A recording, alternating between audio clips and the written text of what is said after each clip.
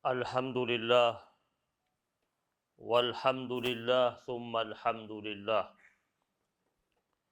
Nahmaduhu wa nasta'inuhu wa nastaghfiruh.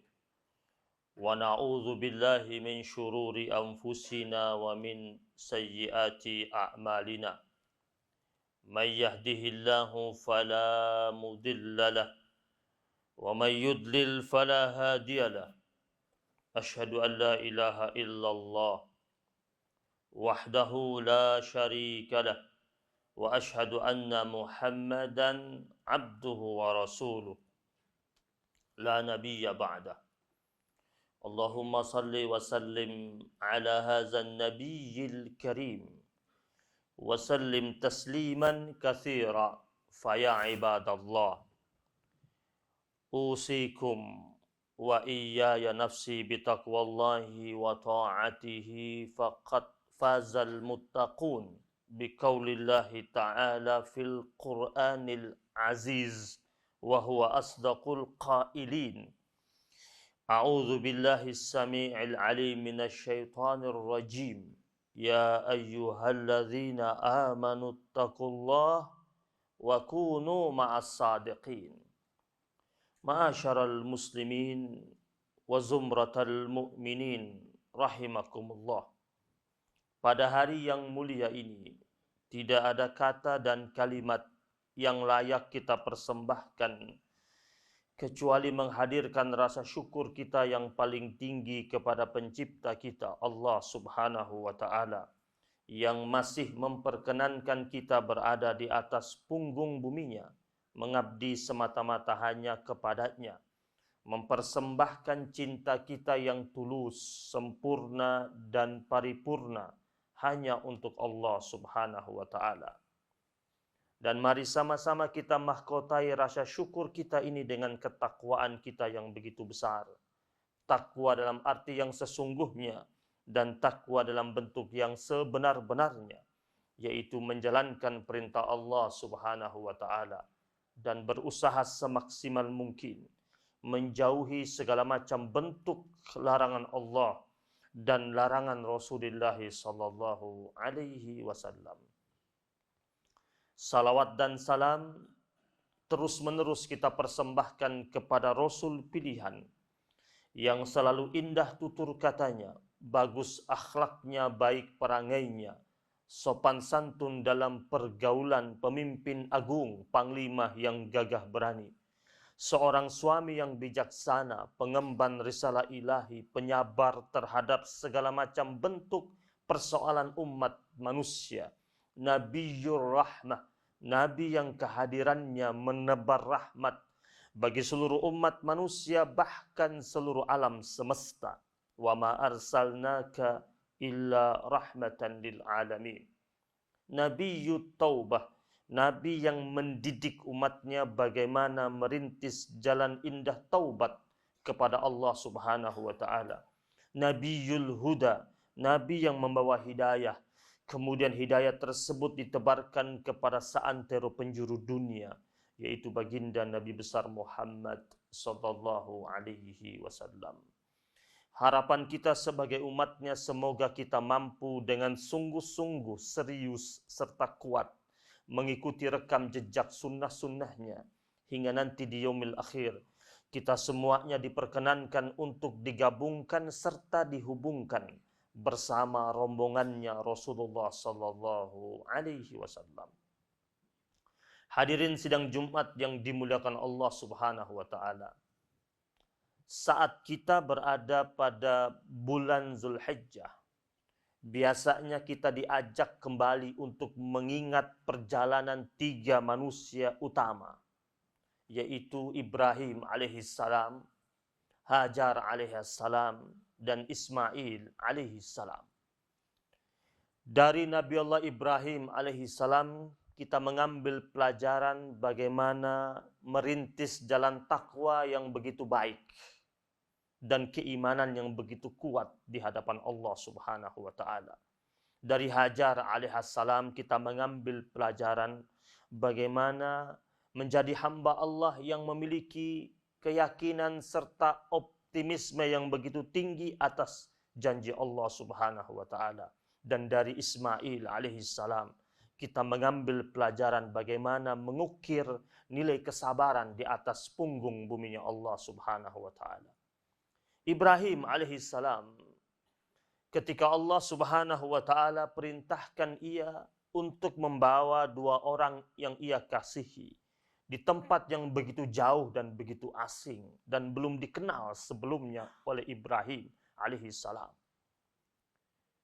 Ibrahim alaihissalam tak pernah membantah, bahkan tak bertanya, bahkan tak menawar apa yang Allah titahkan padanya.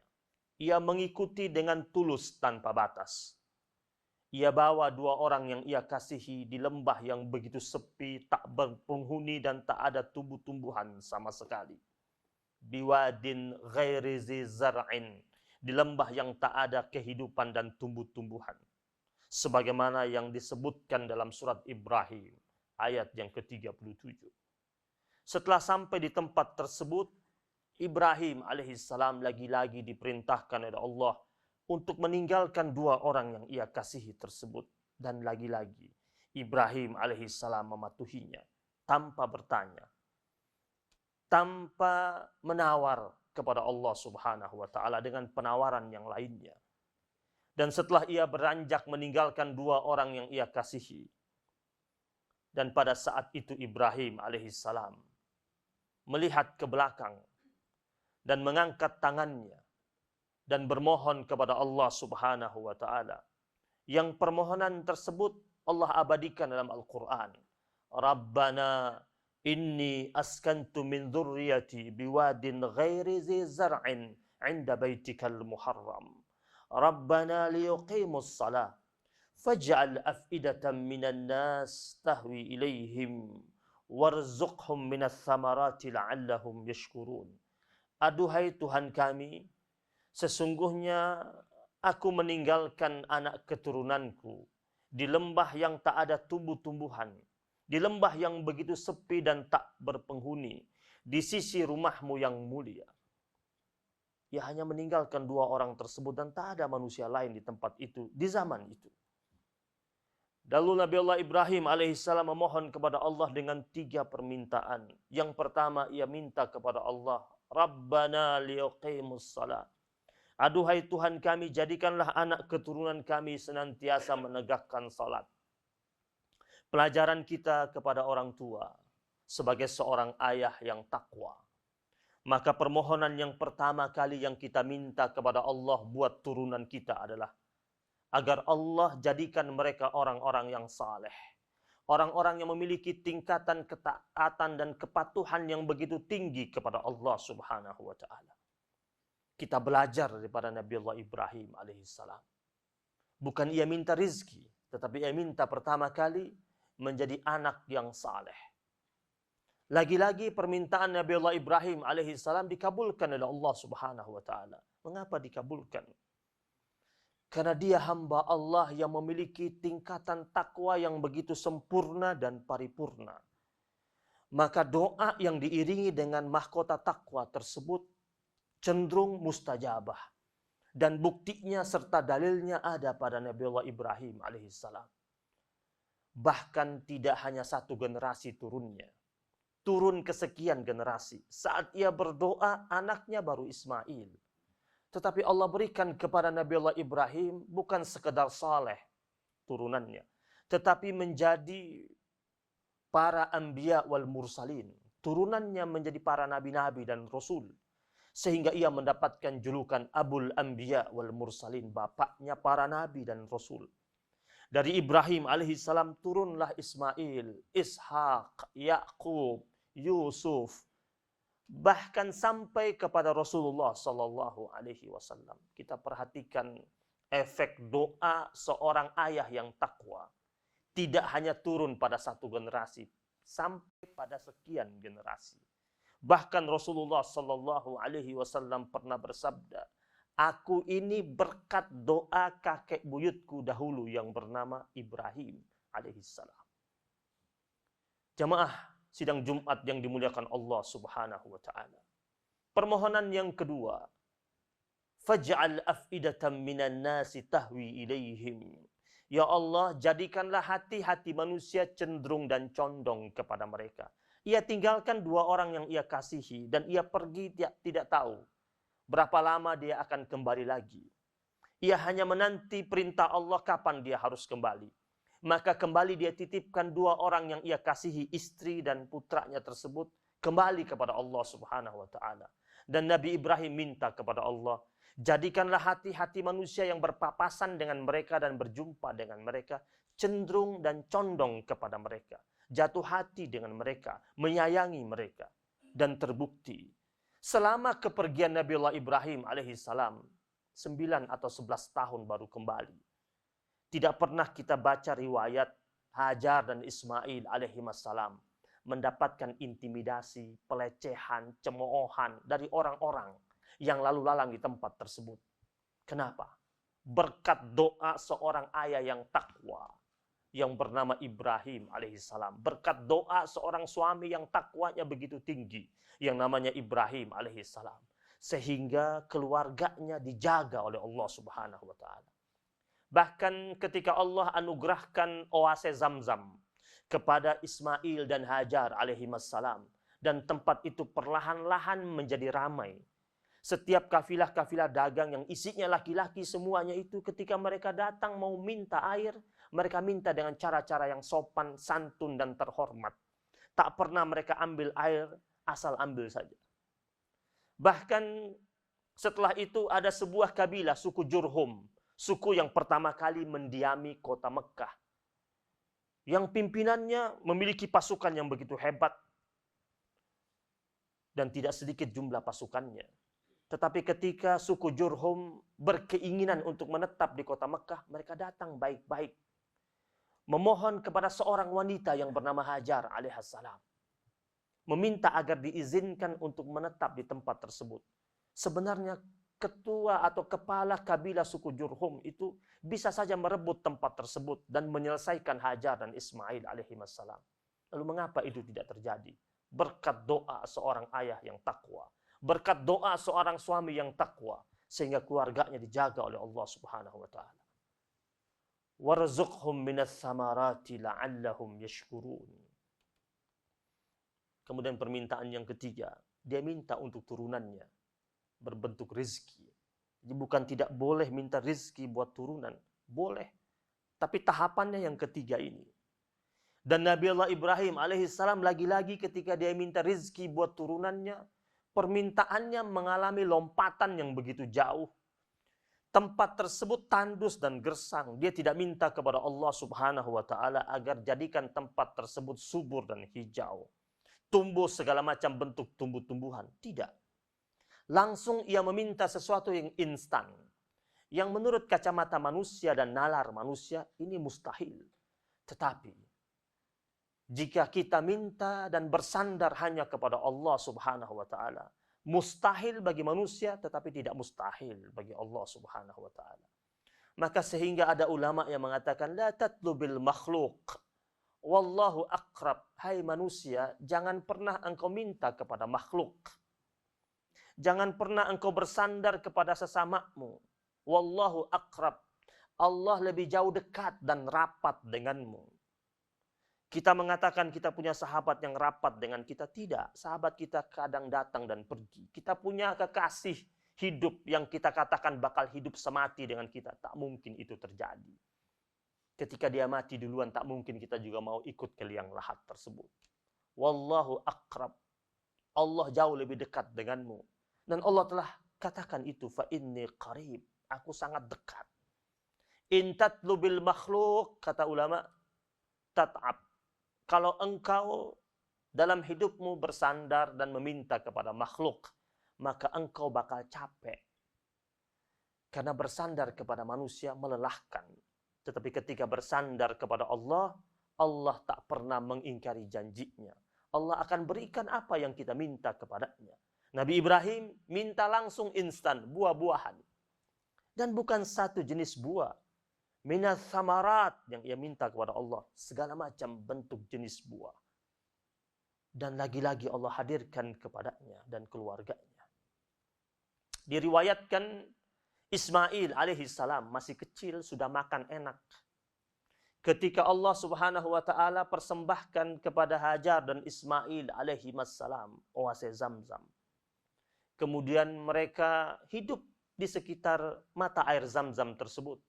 Setiap kafilah-kafilah dagang dari negeri Syam yang melintas di wilayah tersebut mampir minta air, dan barternya adalah pakaian, makanan, dan buah-buahan.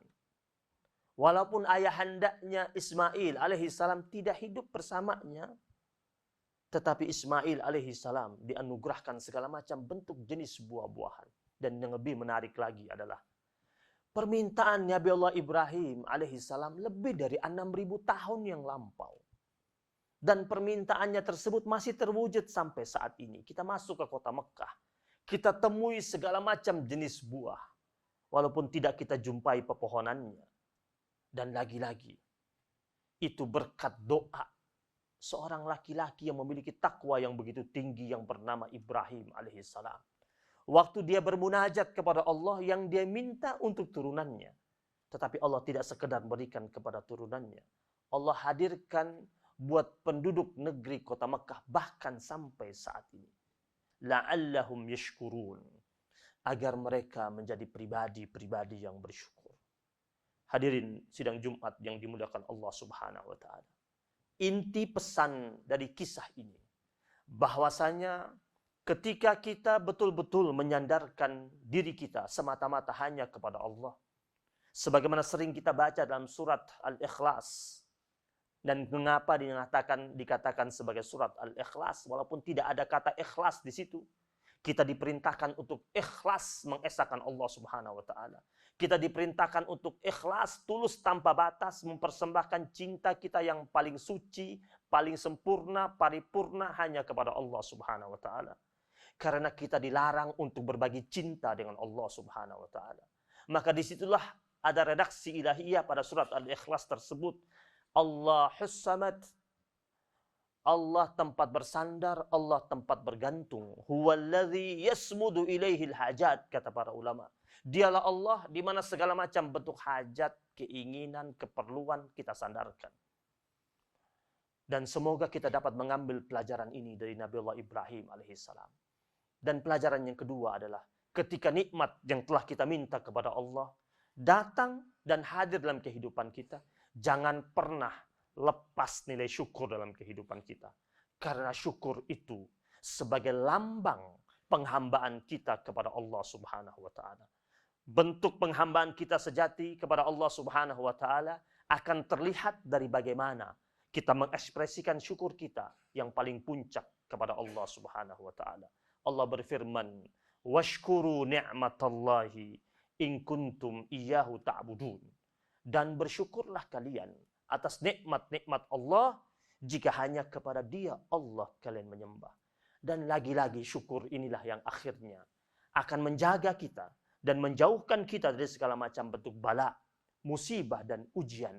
Sebagaimana Allah berfirman dalam surat An-Nisa bahwasanya ma yaf'alullahu bi'azabikum in syakartum wa amantum. Wahai sekalian manusia, Allah Subhanahu wa taala tidak akan pernah memberlakukan azab, siksa, atau cobaan dalam kehidupan kalian jika kalian mengarungi kehidupan kalian dengan banyak bersyukur kepada Allah dan kuat imannya kepada Allah Subhanahu wa taala. Berarti syarat hidup kita ini aman cukup dua, yaitu mempersembahkan syukur kita yang paling puncak kepada Allah dan keimanan kita yang paling tinggi kepada Allah Subhanahu wa taala. Barakallahu li wa lakum fil Qur'anil Karim wa nafa'ani wa iyyakum bima fihi minal ayati wa dzikril hakim wa taqabbala minni wa minkum tilawatahu innahu huwal ghafurur rahim.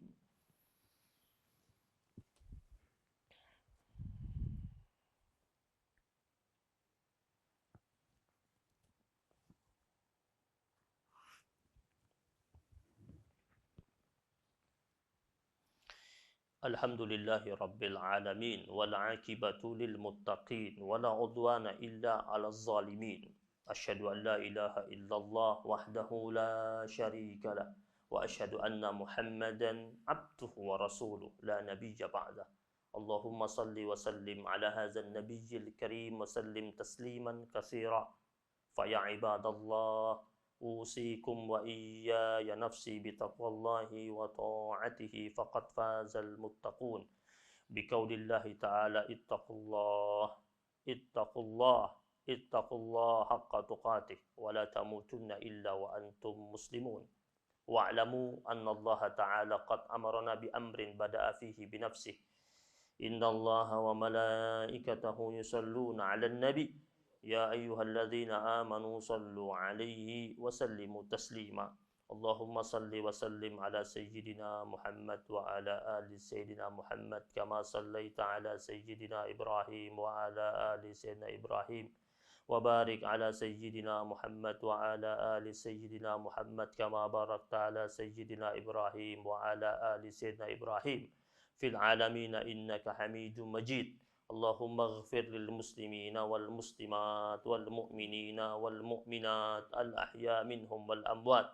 إنك سميع قريب مجيب الدعوات ويا قاضي الحاجات اللهم إنا نسألك خير هذا اليوم وخير ما فيه وخير ما قبله وخير ما بعده ونعوذ بك من شر هذا اليوم وشر ما فيه وشر ما قبله وشر ما بعده اللهم إنا نشهدك ونشهد حملة عرشك وملائكتك وجميع خلقك أنك أنت الله لا إله إلا أنت وحدك لا شريك لك وأن محمدا عبدك ورسولك اللهم نور قلوبنا بنور هدايتك كما نورت الأرض بنور شمسك وقمرك أبدا أبدا اللهم اختمنا من هذه الدنيا بحسن الخاتمة ولا تختمنا منها يا الله بسوء الخاتمة ربنا آتنا في الدنيا حسنة وفي الآخرة حسنة وقنا عذاب النار وأدخلنا الجنة مع الأبرار يا عزيز يا غفار يا رب العالمين عباد الله إن الله يأمرنا بالعدل والإحسان وإيتاء ذي القربى وينهانا عن الفحشاء والمنكر والبغي يعظكم لعلكم تذكرون أقم الصلاة